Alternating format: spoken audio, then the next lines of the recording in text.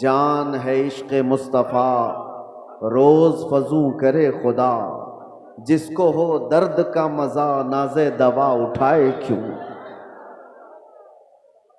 अज़ीज़ान गिरामी वक़ार,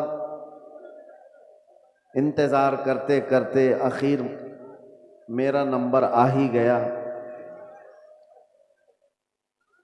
और आप तमामी हज़रात को देखकर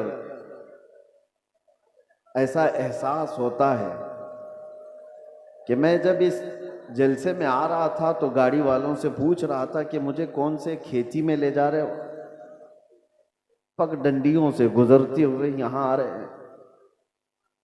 इतना बड़ा जलसे का निज़ाम देख करके एक बात तो समझ में आती है, सीमांचल के लोग सही ढंग से अपना घर नहीं बना पाते हैं। लकड़ियों के घर, छप्पर के घर, लेकिन मेरे मुस्तफ़ा के नाम पर आलीशान जलसा तो जरूर सजा लेते। इसमें कंप्रोमाइज नहीं किया जाता, इसमें कोई कंप्रोमाइज कहां ये जलसा और कहां छोटे छोटे घर, कोई मुताबकत नहीं लगती। और बहुत बड़े बड़े लोग ये सब नहीं करते, गरीबों के हिस्से में ही ये काम आया करता है। अल्लाह के नबी सल्लल्लाहु तआला अलैहि वसल्लम ने जब मक्का मुकर्रमा में तबलीग शुरू फरमाई थी तो गरीबों ने ही सबसे पहले इस्लाम कबूल किया था और गुरबत में ही इस्लाम फैलता रहा। आज भी मेरे अजीजों, बिहार में बहुत सारे इलाके हैं, लेकिन हम बहुत दूर बैठकर यहाँ के इलेक्शन की धमक भी सुनते थे तो सीमांचल की बात ज्यादा सुनते थे। उसकी वजह क्या है? बिहार में तो बहुत सारे इलाके हैं, बहुत सारे जिले हैं, इस इलाके का तज़किरा ज्यादा क्यों होता है? वजह यह है कि यहाँ पर वो कौम ज्यादा है जो लोगों की नजरों में चुभती ज्यादा है। और यही बात है कि दुनिया का हर दरिंदा हमारी तरफ देखता है और खूनखार नजरों से मिटाने की कोशिश भी करता है। और ये पहली बार नहीं, चंगेज इसके बड़े भी आए, हलाकू इससे बड़े भी आए, लेकिन वो इस दीन मतीन का कुछ बिगाड़ ना सके। आप भी ना घबराना, ये जलसे कोई खत्म नहीं कर सकता और ना ये नाम हमारे कभी खत्म किए जा सकते हैं। कुछ बात तो है कि मिटती नहीं हस्ती हमारी, कुछ बात तो है कि मिटती नहीं हस्ती हमारी। सदियों रहा है दुश्मन दौरे ज़मा हमारा, यूनान और मिस्र रोमा सब मिट गए जहां से, बाकी मगर है अब तक नामो निशां हमारा। तौहीद की अमानत सीनों में है हमारे, आसान नहीं मिटाना नामो निशां हमारा। और फिर एक बात, बातिल से डरने वाले ए आसमां नहीं है हम, 100 बार कर चुका है तू इम्तिहान हमारा। एक बड़ी लज्जत है, बड़ा अजीब एहसास है बिहार के, बंगाल के, झारखंड के जलसों में। मैं बोलता बहुत भी हूँ, आप लोगों के इंतजामात और इंसरामात के खिलाफ भी, रात भर सजाते हैं और बहुत सारे इसके जो नेगेटिव पॉइंट है उस पर बोलता भी हूँ।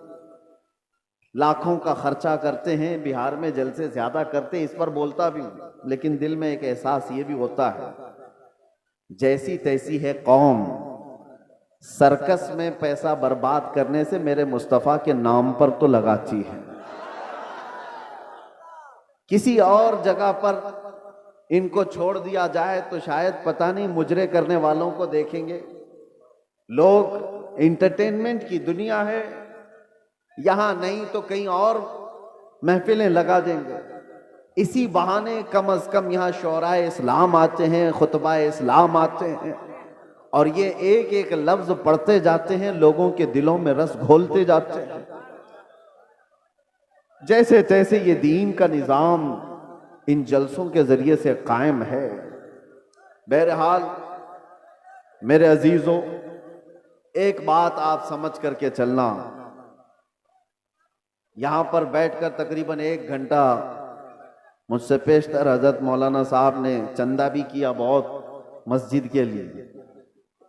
बहुत लोग समझते हैं कि मौलाना लोगों का काम ही क्या है, चंदा करना, रसीद लेके घूमते रहते हैं। तुम्हें अंदाजा है दीन का ये सारा निजाम अगर ये मौलवी नहीं होते तो पता नहीं तुम क्या कर रहे होते। ये मदरसे, ये मसाजिद की मीनार, ये सारी चीजें इन लोगों से कायम है। होते होंगे चंद चंदा खोर लोग, मगर आपको पता है एक एक पाई दीन के लिए ऐलान करके जमा करना ये उलमा की शान है। क्या उनके अंदर सेल्फ रिस्पेक्ट नहीं है?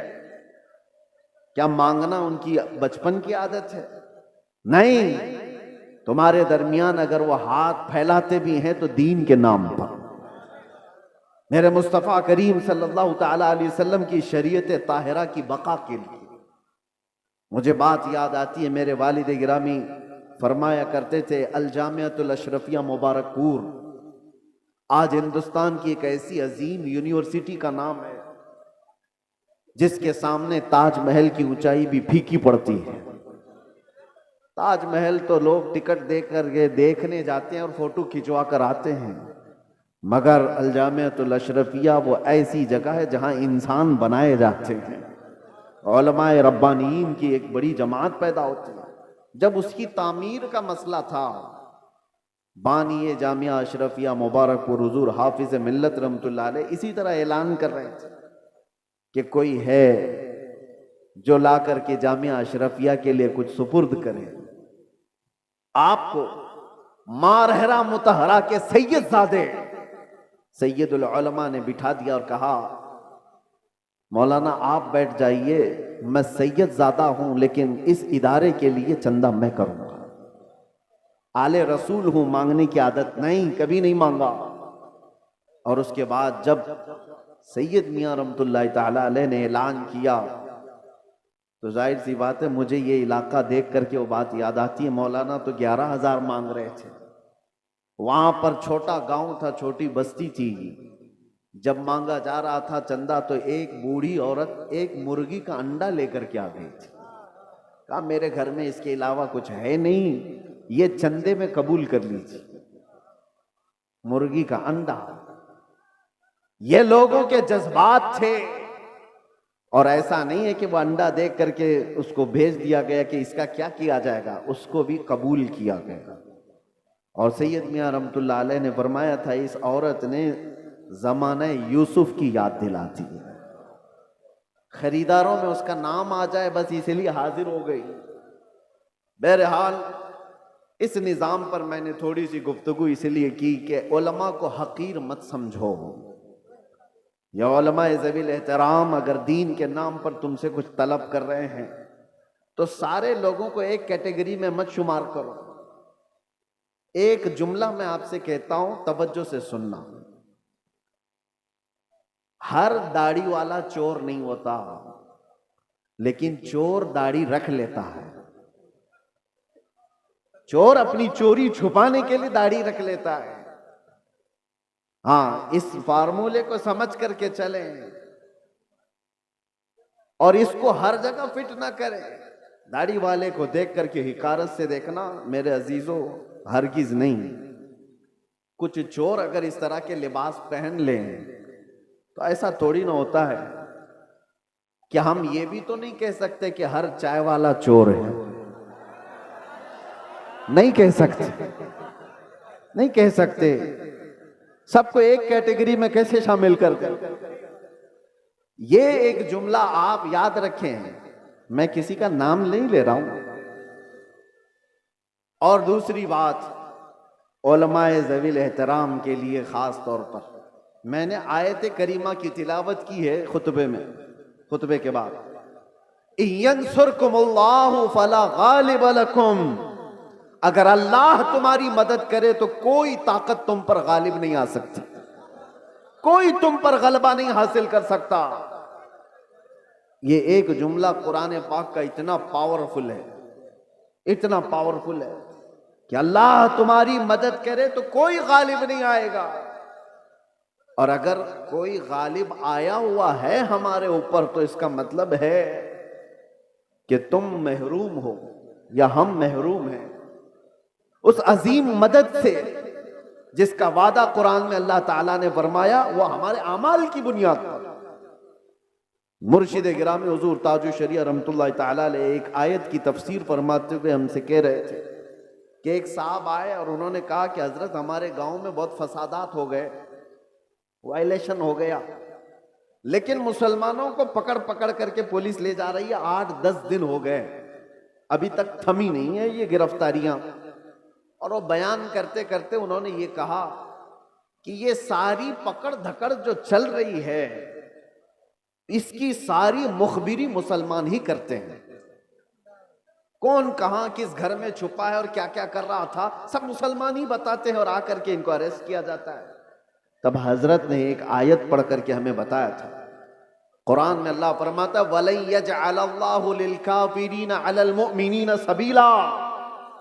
अल्लाह कुरान में फरमाता हरगिज हरगिज अल्लाह ताला काफिरों को ईमान वालों पर गलबा नहीं देगा, कभी नहीं। लन का लफ्ज है नफी ताकीद के साथ, हरगिज अल्लाह तबारक व ताला काफिरों को ईमान वालों पर गलबा नहीं देगा। हजरत फरमाते मगर ये कि किसी काफिर की मदद मुसलमान ही करे तो वो काफिर मुसलमान के रास्ते से दूसरे मुसलमान पर गलबा करेगा। बात समझ में आ रही है? एक मुसलमान को जरिया बना करके ही दूसरा कोई तुम्हारे घर पर हमला करेगा। आज के हालात पर मैं जो बात कर रहा हूं सुनो मेरे अजीजों, बहुत सारे मुसलमान अपना फ्यूचर आज बना नहीं पा रहे हैं, इनको पता ही नहीं है किसके साथ जाना है और किसका साथ देना है। हालात ऐसे हैं कि किसी और मुसलमान को गिराने के लिए एक मुसलमान किसी काफिर और मुशरिक की मदद पर भी राजी हो जाता है। यही मैं बता रहा हूं कि कभी तुम्हें कोई कौम मगलूब नहीं कर सकती जब तक कि तुम्हारे अंदर के गद्दार तुम्हें मगलूब ना करें। जब तक हमारे दरमियान मौजूद जमात के मुनाफिकीन हमारे खिलाफ ना खड़े हों तब तक कोई कौम हमें डायरेक्ट नहीं गिरा सकती।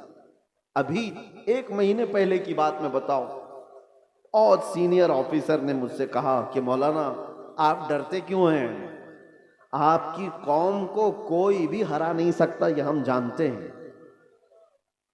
ये मैं सुनता था पहले, लेकिन डायरेक्ट सुना आपकी कौम को कोई कुछ नहीं कर सकता, आपकी कौम ही आपकी कौम को बर्बाद करती है, बाकी कोई नहीं कर सकता। आज भी दूसरों को इस बात का यकीन है कि हमें कोई भी गलबा हासिल करके गिरा नहीं पाता जब तक कि हमारा अंदर का मुनाफिक उसका साथ नहीं देता। ये गद्दारों की जमात, ये मुनाफिकीन की जमात, मैं जानता हूं सैफी साहब यहां मौजूद है, मैं आपसे कह रहा हूं कि उस वक्त क्या होती होगी। ये स्टेज पे मौजूद सारे उलमा, हमारी बिरादरी, उलमा बिरादरी, हम गिरफ्तार होकर के 200 लोग हैं, पहरेदारी में कोई कसर नहीं छोड़ी जा रही है, कोई कसर नहीं छोड़ी जा रही है।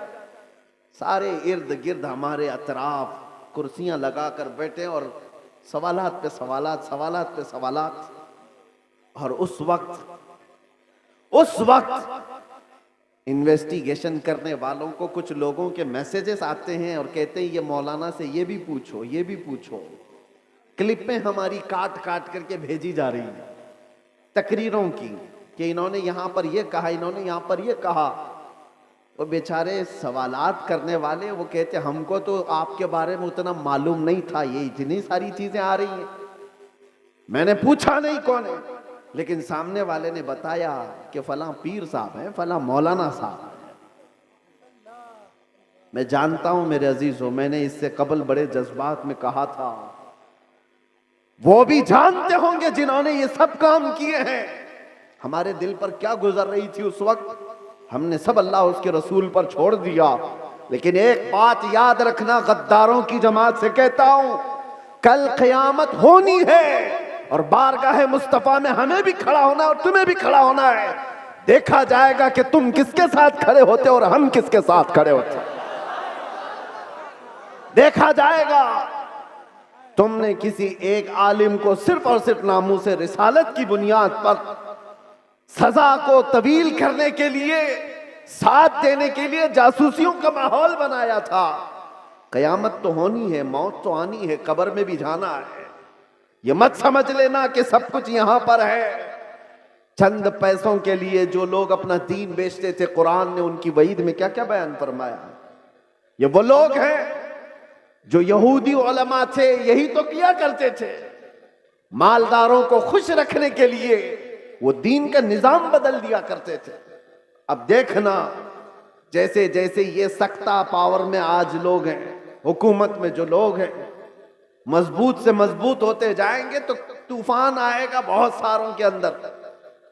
कितने तो इधर से उधर निकलने लग जाएंगे कि भाई जिसकी लाठी उसकी भैंस, हमें भी उनकी बोली बोलनी पड़ेगी, हम भी उनके शाना बशाना रहेंगे तो कुछ हमारे भी काम हो जाएंगे। देखना और चंद दिनों के बाद वो चाहे उलमा दिखने वाली जमात में से लोग हों या नेता बनने वाले लोग हों, ये सब वो चाटुगिरी करने वाले लोग इन तूफानों में अब किसके किसके साथ जाने लगेंगे और कौम की दलाली करने लगेंगे। देखना आप चंद दिनों के बाद। और ऐ कौम के गयूर नौजवानों, मोहब्बत मुस्तफा पर और नामूसे मुस्तफा पर तुमने जज्बात में आकर के जो नारे लगाए, इनका पास और लिहाज रखना। चाहे पूरी जमात के बड़े बड़े लोग किसी ऐसी जमात के साथ चले जाएं जो मेरे मुस्तफा के दुश्मन हैं, उन्हें मत देखो, उनकी दौलत ना देखो, उनकी सियासत ना देखो, उनके ऊंचे मर्तबे ना देखो। मैं गरीब ही सही, मेरे दामन में मेरे मुस्तफा की मोहब्बत काफी है। इस पर कायम रहना। तुम्हारे घर छप्पर के हैं, तुम्हारे इलाके बाढ़ से डूब जाते हैं, बहुत सारे मामला थे, इस पर राजी रहना, लेकिन ईमान का सौदा कभी ना करना। नामूस है मुस्तफा का सौदा कभी होने नहीं देना। ऐसों की जमात से अपने आप को बचाए रखो जो दीन का सौदा करते हैं। मेरे अजीजों, एक बात मैं कह रहा था, मौलाना अभी जो चंदा कर रहे थे एक मस्जिद ही के लिए, लोग मजाक उड़ाते हैं हमारा। सुन्नियों के जलसे देखो चंदे कर रहे होते हैं। अरे भाई करेंगे ही ना, हमारे पास सऊदी रियाल थोड़ी ना आते, हम तो गरीबों से ही बना रहे हैं जो कुछ भी बना रहे हैं। हमारे पास कौन सी हुकूमत है? ना सऊदी है, ना कतर है, ना कुवैत है, कुछ नहीं है। हो सकता है तुम्हारे पास डॉलर भी आते हो, रियाल भी आते हो, पाउंड भी आते हो, तुम्हारे आकाओं से सब आता होगा। ये गरीबों की बस्ती में जो आता है इनकी मेहनत मजदूरी की कमाई से ही आता, और इसीलिए रियालों पर पलने वालों से डर कौम को, दुनिया को नहीं है। इन गरीबों की बस्तियों से लोगों को डर है कि इनकलाब पैसे के लालचियों से नहीं आता, ये ईमान पर जिंदा रहने वाली गरीब कौम से इनकलाब आता है। गुरबा से दुनिया डरती है। आपको पता है कैसर और किसरा की ताकत का अंदाजा लगा सकते हो? कैसर कहते थे रोम के बादशाह को, किसरा कहते थे ईरान के बादशाह को। ये उस जमाने की बात कर रहा हूं जब तकरीबन पूरी दुनिया में दो बड़े सुपर पावर हुकूमतें थीं। Super power, Persian empire, Roman empire. Roman empire कैसर, पर्शियन एम्पायर किसरा। ये मेरे मुस्तफा करीम सल्लल्लाहु ताला अलैहि वसल्लम के जमाने की बात कर रहा हूं।